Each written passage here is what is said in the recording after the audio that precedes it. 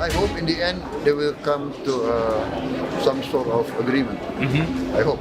But Indonesia will not choose side, and we like to be friends of both sides. No, we respect all countries. We consider China a good friend of ours. We consider the United States also a good friend. So we want to be the bridge. Yang penting Indonesia mendapatkan tarif lebih rendah dan juga terkait dengan tarif yang diberlakukan untuk Indonesia ini seimbang dengan negara-negara lain. Nah, oleh karena itu pemerintah optimis dengan adanya perundingan ini diharapkan hasilnya positif.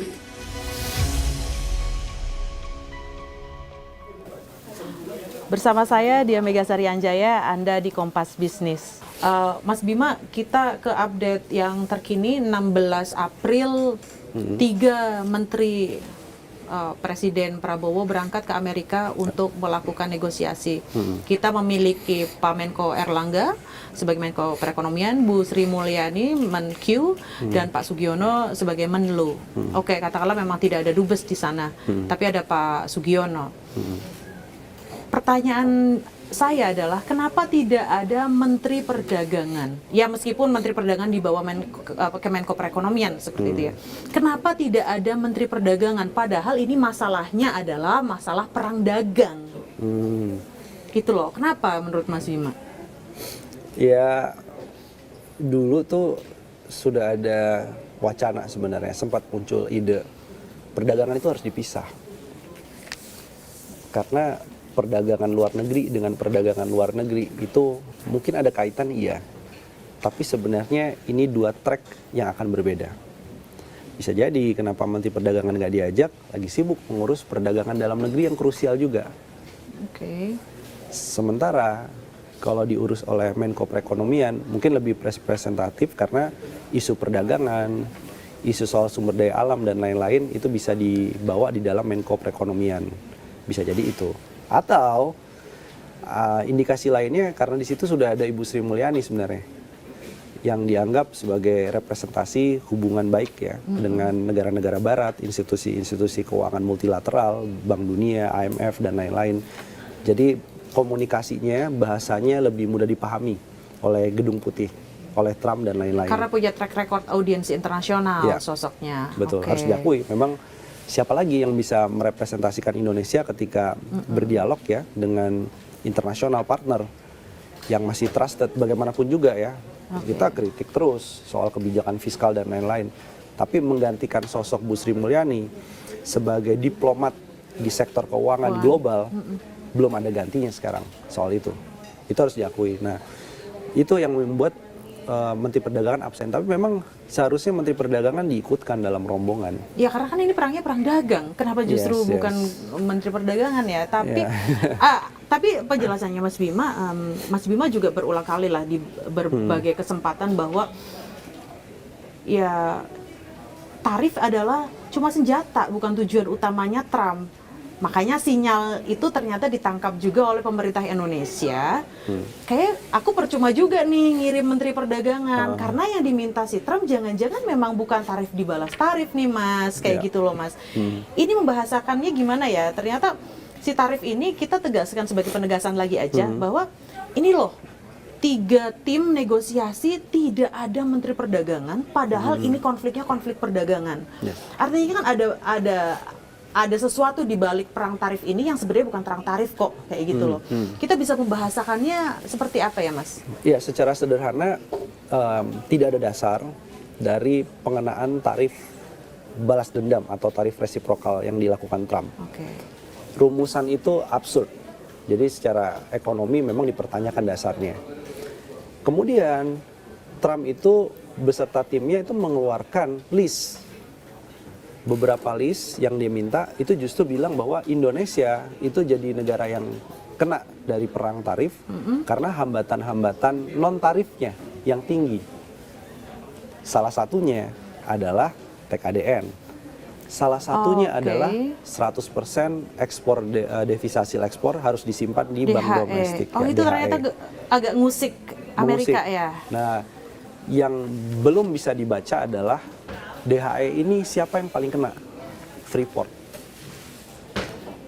Jadi Amerika ini Perusahaan sebenarnya Amerika ya. kepentingan di Indonesia selain keamanan selama ini juga sebenarnya terbatas ya. Tapi kita lihat yang paling besar dari dulu sejak tahun 1967 itu adalah soal kontrak karya Freeport. Oke. Sehingga yang terkena dampak dari devisa hasil ekspor 100% itu adalah kan sumber daya alam. Jadi sebenarnya pemerintah bisa bilang begini, oke, ada devisa hasil ekspor karena itu untuk menjaga volatilitas rupiahnya tetap stabil. Tapi di sisi yang lain,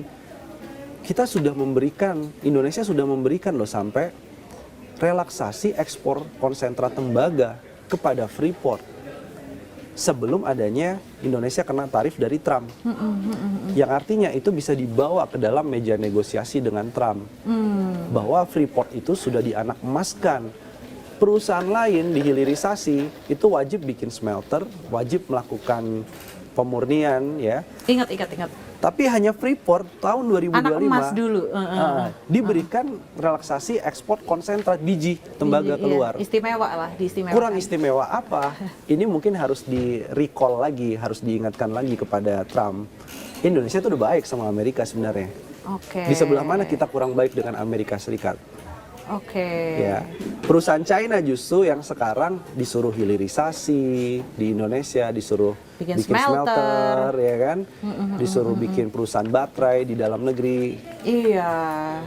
Jadi kasus lain adalah iPhone 16, Oke. Apple, Apple. misalnya. Kurang baik apa kita dengan Apple? iPhone 16 ya sudah pre-order sekarang.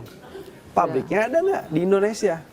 Masih dalam komitmen, tapi dia udah boleh untuk melakukan penjualan. Perusahaan lain harus memenuhi TKDN dan lain-lain. Baik, kita akan berlanjut di segmen setelah ini.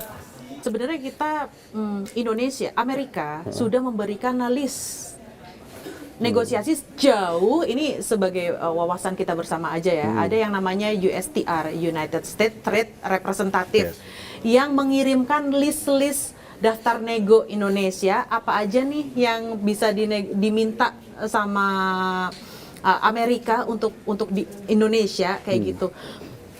Apakah ini akan masuk ke dalam pembahasan di negosiasi? Apakah ini udah pasti akan masuk jadi bahan negosiasi juga? Satu, saya masih khawatir komunikasi antara administrasi Trump dengan list dari USTR itu belum diupdate listnya. Yang artinya listnya kan dibuat oleh presiden sebelumnya, Joe Biden. Ini udah administrasi Trump. Jadi artinya apa? Artinya listnya Trump bisa jadi totally berbeda dengan list yang kemudian disodorkan USTR ke pemerintah Indonesia. Jadi kita masih menunggu nih, Trump sebenarnya maunya apa sih produk-produknya? Berarti list yang dikirim USTR ini menjadi challenge, menjadi tantangan buat tiga menteri itu ya? Iya, harus diverifikasi. Iya. Benar nggak Trump minta list-list ini? Masih relate nggak dengan relate pemerintahan Betul. Trump? Itu menjadi tantangan buat tim negosiasi kita? Betul, karena Trump ini berubah dengan sangat cepat. Contoh misalnya, Trump itu mengecualikan beberapa produk dari tarif resiprokal. Salah satu yang dikecualikan itu adalah produk yang terkait dengan bahan baku obat-obatan, kemudian nikel karena belum banyak diproduksi di Amerika, tembaga sama emas batangan.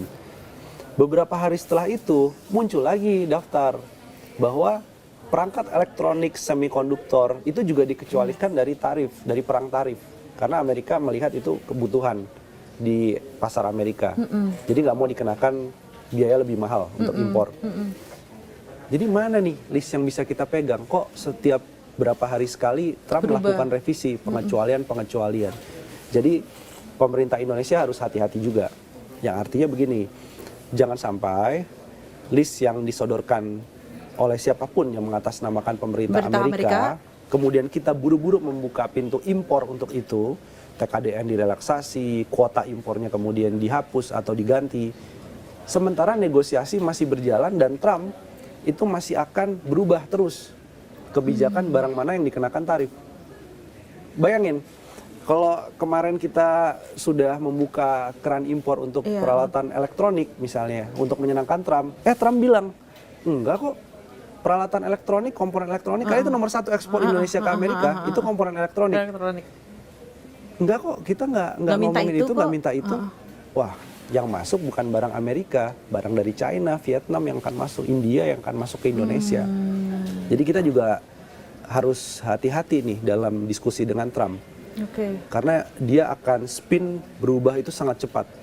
Nggak ada Oke. yang tahu apa yang dipikirkan dia. Peter Navarro mau ngapain ke depan, itu semuanya blank. Di sekeliling dia juga blank. Elon Musk Ngamuk-ngamuk sih. juga nggak paham. Iya. Kok bisa tiba-tiba ada perang tarif dan lain-lain. Jadi itu membuktikan ini masih dinamis situasinya. Situasinya dinamis, tetapi kita kembali di antara tiga jagoan ini, ada Pak Erlangga back to back dengan Bu Ya. Sri Mulyani yang kita harus mengapresiasi dan harus mendukungnya lah. Ya, Oke, negosiasi penting. lumayan back to backnya oke lah. Ada Menteri Luar Negeri Sugiono juga. Ini yang kabarnya ada dua menteri berangkat tanggal 16, Bu Sri Mulyani berangkat agak belakangan nih. Ini informasi yang saya terima seperti itu. Jadi memang biasanya kalau di film-film atau di serial-serial superhero kayak gitu kan, jagoan kan keluarnya memang belakangan nih Mas. Kayak gitu. Apakah ketika orang-orang Trump aja nggak bisa membaca Trump ini semau-maunya lu deh kayak gitu Ya. kan. Nah, ini kira-kira Bu Sri Mulyani ini akan merespon apa nih Mas kira-kira dalam negosiasi ini, kita kayak memetakan aja gitu loh. Ya, kemungkinan besar dia akan masuknya memang lewat situasi fiskal. Fiskal. Jadi apa yang dilakukan dengan Trump, kita nggak pernah musuhan dengan Amerika Serikat, tapi gempanya, tsunami-nya sampai dirasakan ke sektor keuangan dan APBN yang ada di Indonesia. Mungkin Trump harus baca APBN kita tuh. Januari sampai bulan Maret kan, penerimaan pajak secara neto itu masih terkontraksi, utangnya makin naik. Artinya bisa bilang bahwa Trump jangan musuhan dengan kami dong. Ya, ini kondisi domestik Indonesia lagi nggak baik-baik aja. Itu satu. Kedua, mungkin soal tarif itu juga ada kaitannya dengan kebijakan di Kementerian Keuangan kan, sangat terkait dengan itu. Nah, bisa jadi ini salah satu hal teknis ya, nanti akan diobrolin dengan Gedung Putih bahwa hati-hati dengan tarif karena nanti kan kenanya kepada PNBP, kemudian penerimaan bea masuk, bea keluar, jadi ada implikasi ke dalam APBN Indonesia. Artinya kita bisa bilang bahwa Indonesia lagi kurang oke nih dari segi ekonomi dalam negeri dan dari segi APBN. Tolong jangan tambah masalah baru dengan kebijakan Anda gitu. Dan mungkin juga terkait dengan royalti di sektor sumber daya alam yang Amerika punya banyak pengaruh dan banyak kepemilikan saham di situ. Mungkin salah satu yang akan menjadi daya tawar. Oke, gimana kalau misalnya itu kan salah beberapa yang disebut Mas Bima itu sebenarnya non tarif ya? Ya. Itu bisa nggak sih kira-kira ya si Amerika udah diistimewakan dengan Freeport seperti itu, tapi ternyata nggak puas nih Mas. Ya. Kira-kira nih apa yang harus kita respons ketika Trump bilang ini misalnya nih, gue udah puas dengan Indonesia tapi masih belum maksimal nih gue puasnya sama Indonesia, ease of doing business gue dong, tolong dong direlaksasi. Nah itu apakah Indonesia bisa merespon atau memberikan itu, atau kita harus justru berhati-hati kalau si Trump tiba-tiba gue minta ease of doing business deh untuk bisnis gue di Indonesia, tolong dong lebih dilonggarin lagi, direlaksasi lagi, kita bisa mengabulkan. Sebenarnya dari paket kebijakan 1 sampai 16 ya di Jokowi periode pertama, kemudian Undang-Undang Cipta Kerja di periode Jokowi kedua, itu isinya deregulasi semua. Nah, tapi yang menjadi persoalan kenapa sampai sekarang isunya adalah kemudahan berbisnis, itu masih jadi isu besar. Bisa jadi deregulasi, penyederhanaan, ada OSS, Online Single Submission, korupsi di setiap lini birokrasinya belum diberantas. Itu yang membuat pengusaha terutama dari Amerika Serikat juga jengkel juga berbisnis di Indonesia. Kedua, bisa jadi juga terkait dengan ketidakpastian hukum yang ada di sini. Ketidakpastian kebijakan. Contoh misalnya, peraturan Menteri Perdagangan soal perizinan impor, termasuk Lartas, itu dalam beberapa bulan, ya kalau nggak salah sekitar 6 bulan, itu bisa berganti 3 kali. Yang terakhir peraturan Menteri Perdagangan 8/2024. Yang artinya pengusaha Amerika mau nanamkan modal, dia berbisnis, view-nya kan 10 tahun, view-nya 30 tahun. Peraturannya Berubahnya dalam lebih rapat. cepat. Apa bedanya dengan Trump? Oke. Yang berubahnya juga cepat sekali nih, dinamis sekali. Nah, itu sebenarnya jadi musuh bersama nih, peraturan yang sering berubah-ubah. Nah, itu artinya kalau kita bicara deregulasi, penyederhanaan perizinan dan lain-lain, bisa jadi masalahnya adalah personnya dan juga kepastian kebijakannya. Itu yang lagi dibutuhkan. Undang-undang Cipta Kerja kita kan jadi nggak pasti sekarang nih. Dibatalkan oleh MK, dibuat baru lagi, dibatalkan, kemudian disuruh merevisi. Nah, ini sebenarnya masa krusial nih untuk revisi Undang-Undang Cipta Kerja tadi. Itu mempengaruhi bisnis, ease of doing business Iya, juga ya. betul. Oke, baik. Ini kita masih bahas juga dengan tim yang dikirim ke Amerika Serikat, Mas. Insya Allah kalau berhasil, alhamdulillah. Dampaknya apa nih, Mas? Kalau berhasil? Ya, semoga sih kita dikasih exemption ya, jadi 0%. Bahkan kan baseline tarifnya 10%. Kita bisa dikenakan 0% nih harapannya. Di SP itu. Nah, dihidupkan masih lagi lah generalist system of preference. Intinya Indonesia harus manfaatkan momentum ini, entah apapun nanti hasilnya. Karena kita nggak ada yang tahu Trump ini berapa lama dia bisa bertahan dengan kebijakan perang dagangnya. Tapi di masa 90 hari jeda dan negosiasi, Indonesia bisa ngapain? Ajak aja Amerika Serikat untuk apa? Untuk berinvestasi lebih banyak ke hilirisasi mineral di Indonesia. Sekarang kenapa nikel, tembaga itu dikecualikan dari tarif resiprokal? Karena Amerika butuh itu untuk elektronik, untuk otomotifnya. Indonesia ini sekarang 90% itu tujuannya ke China untuk nikel. Bauksit juga dominasi perusahaan-perusahaan dari China. Nah, negosiasinya dan goal ujungnya adalah bisa nggak kita butuh diversifikasi negara asal investasi di hilirisasi. Amerika jangan cuma beli, apalagi beli cuma konsentrat barang mentah, tapi investasi dan mengakuisisi smelter yang ada di Indonesia. Itu sebenarnya win-win solution. Jadi mungkin bisa melunak, tarifnya bisa lebih diturunkan lagi atau bisa jadi 0%. Oke, itu cerita manisnya. Kalau innalillahinya, ini ternyata negosiasinya gagal. Kalau negosiasinya gagal, Hard landing seperti apa yang harus masyarakat kita siapkan lah, Mas? ya. Nah, jadi Selyos menghitung dampak apabila perang dagangnya terus berlangsung selama 1 tahun ke depan, 1 tahun. itu output ekonomi akan tergerus 160 triliun. 160 triliun. Serapan tenaga kerja itu berkurang 1,2 juta orang. Karena ini akan kena ke industri padat karya kita. Nah, itu adalah worst skenario-nya. Jadi 1,2 juta orang yang dia akan jadi korban PHK atau berkurang, perusahaan melakukan rekrutmen baru, oprek barunya dia berkurang, lowongan kerjanya berkurang. Ini harus dicarikan solusi segera nih, 1,2 juta orang. Nah, jadi masyarakat ini juga harus bersiap ya.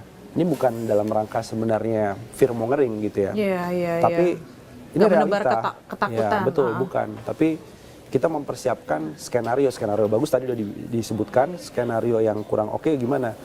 Maka harus mempersiapkan sekarang ini. Anytime di sektor padat karya terutama yang berorientasi ekspor, efisiensi itu bisa dilakukan kapanpun dan sudah terjadi sebenarnya kan efisiensi itu. Ke depan gelombangnya bisa lebih besar lagi. Kemudian juga berarti harus ada dana darurat. Jadi masyarakat juga harus diberitahu. Sebagian sudah punya dana darurat dengan beli emas. Makanya di mana-mana rame ya. Sebenarnya Fenomena. bukan panik buying sih, itu rasional kok, orang mindahin uang dari bank beli logam mulia gitu ya. Intinya suatu saat ada kedaruratan, kehilangan pekerjaan, pendapatan, itu bisa dicairkan asetnya. Jadi andaikan ada perlambatan ekonomi yang harus pemerintah siapkan karena ada transparansi, tidak denial, ada sense of crisisnya, setidaknya perlambatannya model soft landing. Jadi masyarakat lebih shock ya? prepare, tidak shock. Nah, itu yang harus segera dilakukan. Baik, dan ini menunggu hasil benar-benar 3 tim yang dikirim oleh pemerintah ke Amerika Serikat ya Mas. Kita masih punya waktu 90 hari dan itu masa-masa krusial kita, masa depan Indonesia ada di 3 tim ini. Terima kasih Mas Bima Yudhistira. Sampai jumpa lagi bersama saya Dia Megasari Anjaya di Kompas Bisnis.